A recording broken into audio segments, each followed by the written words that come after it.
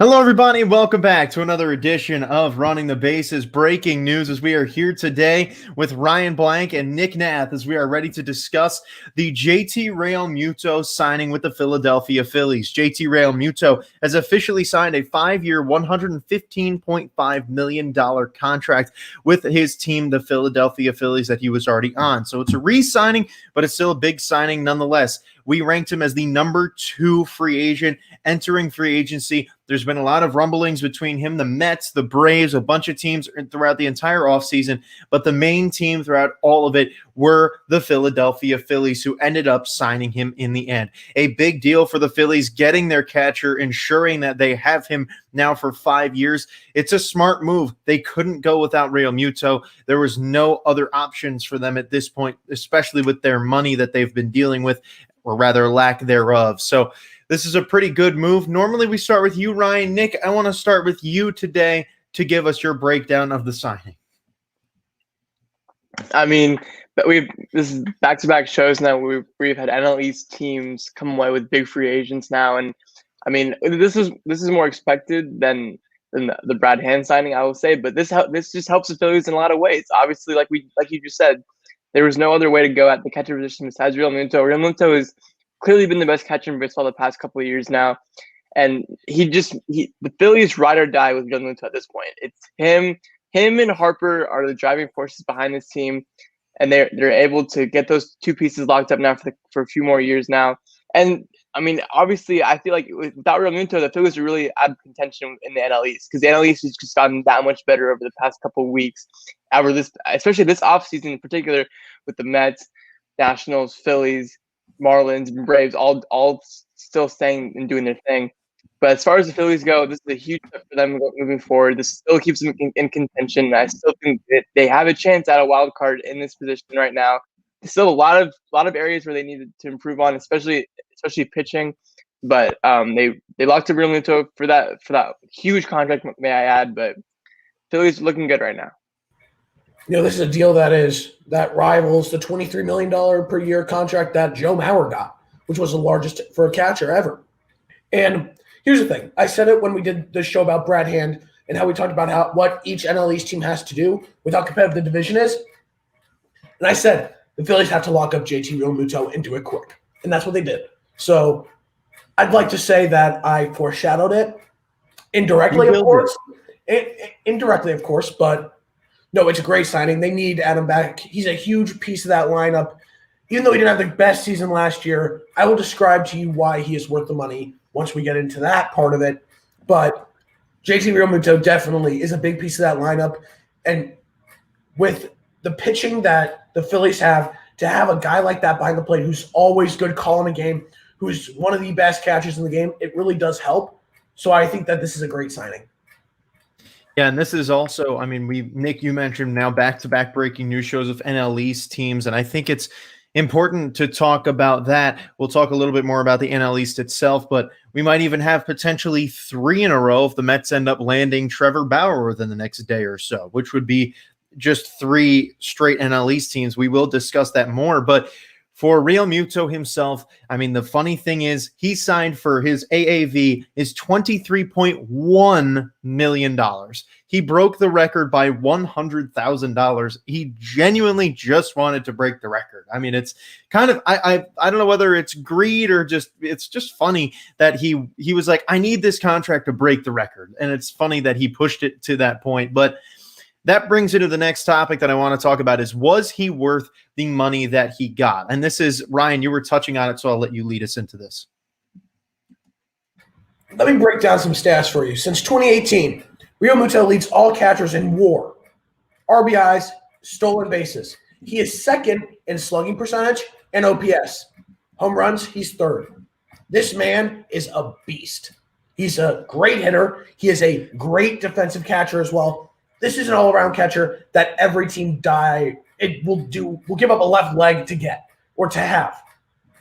He has proven since he left Miami that he is a star and that he is a top catcher in the league. Those stats show you. Without Realmuto, this Phillies team could end up have gotten last behind the Marlins in the division, and that's just how competitive that division is. So I think that this is a huge signing. I think he's definitely worth the money. Yeah, I'd have to agree. I mean, if you take a look at just his hitting numbers by themselves, I think that would even be worth a good amount of money. And then you add in that like he's the best defensive catcher in the league by far. I just think that just shows how valuable he is right now. Like there's no doubt in my mind he's the best all around catcher in baseball right now. It amazes me how long it took for Philadelphia to realize that. Because ever since last season, we've had Phillies fans saying, "Please sign Realmuto back. Please sign Realmuto back," because they know how important of a player he is. And I feel like he hasn't really had an amazing offensive season yet for the Phillies. Yeah, his best season came back in 2019 when he hit 275 and about 25 home runs. Those are amazing numbers for any other player. But I feel like Realmuto still can take that next step, hit around 285, 289, hit 30 home runs, and just still be that defensive catcher that the Phillies need. I think that those aren't unrealistic expectations for a guy like Realmuto based on the type of money he's getting. I still think that he's worth the money regardless, but I do think that there's potential left that we're not still seeing yet. But either way, it's worth the money 100%. Yeah, I completely agree with you, Nick, that I think that there's, based on the last couple of years, which have definitely been down years for him, if you were just looking at last year and the year before, this is probably not worth the money. But overall, the player himself, knowing what he's worth and knowing what he can do, I mean, he's definitely worth the money, if not more than that. I think the last couple of years really dragged him down from being a potential $30 million a year player because he is a star. And if he plays the way he should, he could potentially go down as the best offensive catcher of all time, which would be incredible to see. So we've seen the NL East pressure is very high. There are 5 teams now in this NL East that are contending for a divisional spot. The Phillies responded very quickly to the Nationals getting Brad Hand. They were right off the bat. Boom. They made this signing 2 days after. They knew that they needed to respond. We said it that the Phillies, after the Nationals got Brad Hand, were behind the Nationals, and now they jumped onto it. So what's next now for the Mets, Braves, and the Marlins? We'll start with you, Nick. Just one quick thing for all 3 of those teams as to what you think is next. Well, as far as the Marlins go, they have been the quietest team throughout this entire division, and like I just think at least just making one move, I don't even care where it is, just making one solid move, one solid signing could just really just help them in any way because they have holes honestly everywhere right now, and if they could just add one piece either just for depth or for position playing, I just think that would do wonders for them. And as far as the Mets and the Braves go, I mean obviously the Mets have had one of the best off seasons I've seen in a long time. And if they were to add a guy like Trevor Bauer, that would obviously put them over the top. But as for right now, I think they're good where they are. I think they could add a few more pieces hitting wise in the infield too. But pitching wise, you're fine unless you add a guy like Trevor Bauer. And as far as the Braves go, the Braves have also been one of the more quiet teams in this division, which is surprising just because of how well they were last season. And I would like to see them add a few more arms because we don't know how good Soroka is going to be next season yet. I still think that if they added a few more depth in that pitching position, that they would benefit from that. But as far as those 3 teams go, I think that that's best for them. Yeah, for me, for the Marlins, you gotta get some pitching. I think that pitching is their biggest hole right now, and I think that they need to add some to the bullpen and maybe even a starter. Go out and get someone like a Rick Porcello, maybe a James Paxton, or in the bullpen, go out and get someone who has experience, like Ken Giles. Go get a guy like Yusmeiro Petit, one of those guys that can bring some veteran leadership to a young team, is what I think they should do. For the Braves, it's quite simple. Bring back Marcell Ozuna. That's what they have to do. I don't even care if there's no DH, put him in left. He's not a horrible fielder, but you need that bat more than anything. So by far, they got to go get him. They have to re-sign him. That's a necessity for this team. And then also maybe add a bullpen arm. Maybe if it's signing Melanson back or going out getting a guy like Giles or Osuna or someone. They also got to get Shane Green back. They've got to address the bullpen. And if they want, get a rotation piece. I don't think that's the biggest necessity. I think they have to focus on getting Ozuna and bullpen up. But I could definitely see them going for a guy like Jake Odorizzi in that rotation, or even trying to get a lefty in Paxton. So there's some moves that they have to make. But first off, the most important one is getting Marcell Ozuna back. Then for the Mets, I've said it from the beginning, they should not get Trevor Bauer at this point. And I'm going to stand by that. I think right now they got to get bullpen help. I think they do. And whether it is getting someone like Andrew Chafin, Alex Colomé, just you got to add to that bullpen more. You lost out on Brad Hand. You got to get a guy in the bullpen who is going to be that role that you could have seen Brad Hand fill. So they got to add at least one more arm to that bullpen is what they have to do. Yeah, and for me, the Marlins, Nick, you took it right out of my mouth, was make a move. I mean, the Marlins need to get someone notable. It doesn't matter who it is at this point. I mean, the Marlins, like you said, have holes everywhere. You've got to get someone somewhere. Dom made a great point in the comments that the Braves have already gotten 2 starting pitchers. But still, I think that the Braves' main thing that they need to do is solidify that rotation. Get a guy that you know you can rely on. I wouldn't guarantee Drew Smyly giving you a 162-game season with 25, 30 starts. I wouldn't count on that. Charlie Morton, I wouldn't expect it either at his age. You need to get someone who's younger, whether it be via trade. This could open up a potential for the Mets to trade Steven Matz to the Braves, possibly a few other things from that. What's next for the Mets? There's 3 things that could potentially happen. I think the first thing that's most likely is the Mets get Justin Wilson.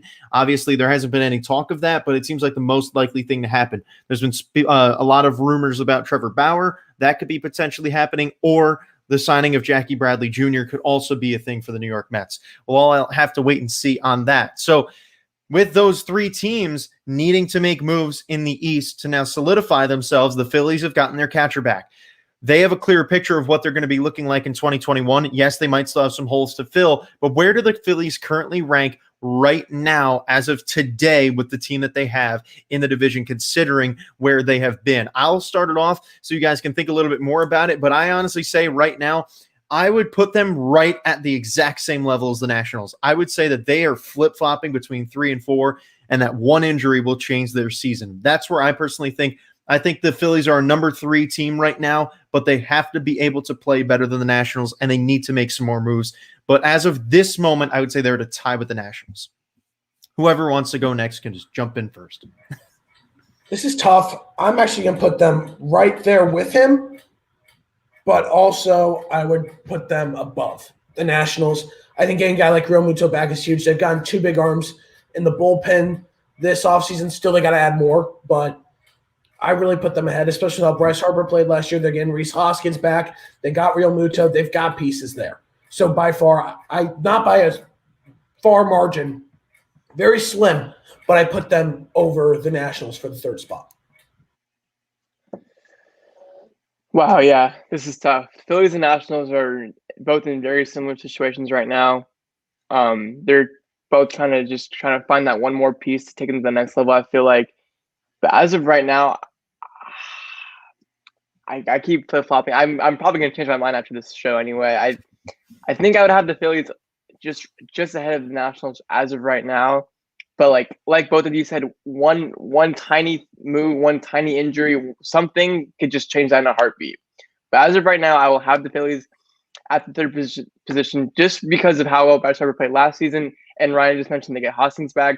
The Realmuto signing, honestly, is what does it all for me. That gives me reinsurance for the next couple of years for them, especially for next season too. So yeah, as of right now, for me, it would go Braves, Mets, Phillies, Nationals, Marlins. I think especially because we saw last year what the Phillies can do offensively. They were a very offensive-heavy team. It was their pitching that really weighed them down. They have made some pitching moves, but that leads us into the final thing of today's show is, what are 3 things the Phillies need to focus on for the rest of the offseason? This is something I want to try and do for all of these major signings now going forward. Obviously, I missed a couple months, but it's okay. Better late than never. So this, as well as where they rank in the division, are something I really want to focus on going forward.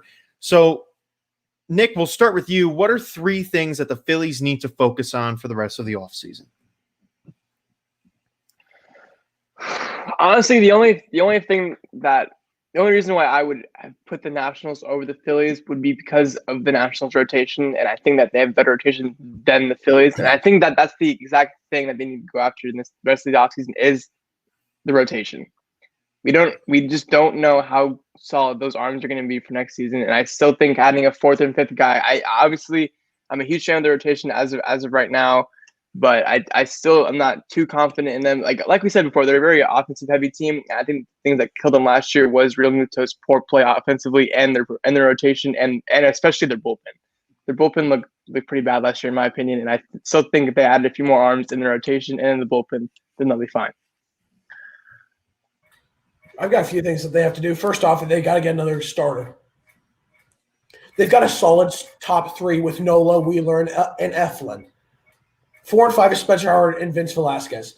I don't know if that's strong enough. I really don't think it is. So I think they got to go out and they got to sign somebody. There's a lot of talent left. I'm looking at it here right now. If they want to, they could go out and try to get a guy like Porcello. They could try to get a guy like Mike Fiers. There's a lot of talent left that they need to – it doesn't have to be a big name. It doesn't have to be someone that has to be a top guy, just someone in the back end of the rotation that can provide a nice boost than Spencer Howard and Vince Velasquez. Then, of course, I have to say the bullpen. Yes, they have made 2 big signings by adding Archie Bradley and Jose Alvarado.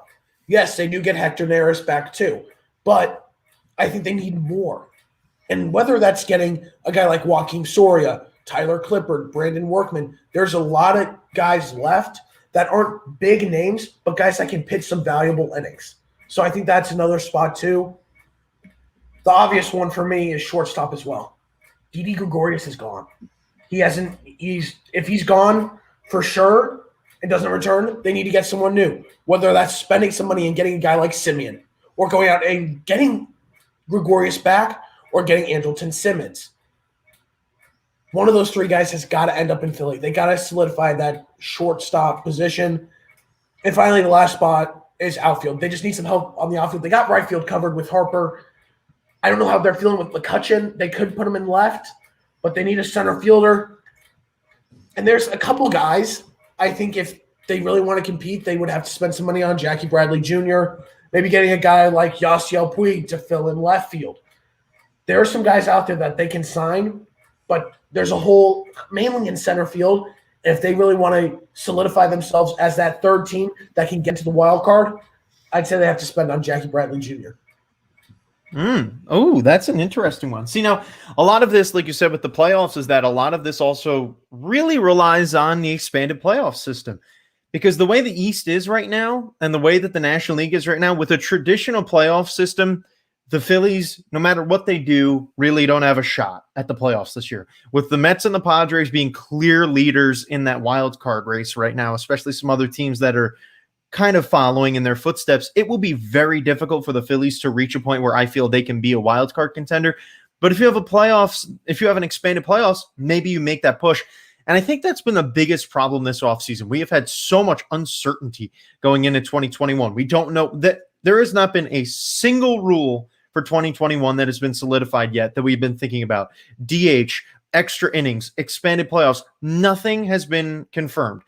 That has been, I think teams are finally starting to realize that they're not going to know until maybe a week before the season. They have to plan as if it is a normal season with no expanded playoffs, no DH. Because if you plan for that stuff and it doesn't happen, then you're going to be in a weird position. But if you plan for a regular season and those things do happen, then it's a plus. You're really in a win-win.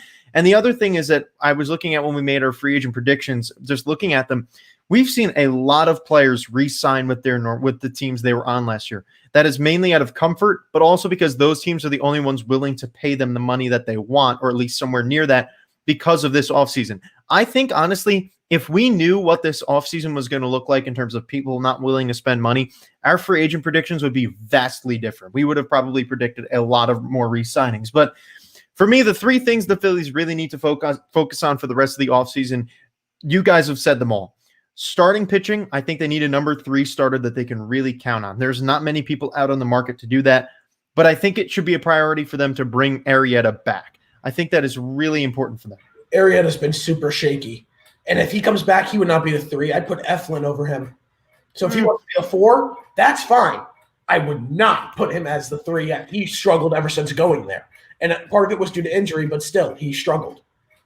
Yeah, and I think from there, I just think either way, I think getting Arrieta back should be a priority just for some security in that rotation, but I still think they do need to chase after a number 3 guy. And I think a lot of these NL East teams are going to be looking at Steven Matz. They've seen him play a lot. They might actually go for him, and a guy who's now going to be talked about a lot on the trade market. He's probably the next guy up. So pitching is important for the Phillies. The bullpen. Steven Matz, though, when he is really your only lefty that's set to be in the rotation?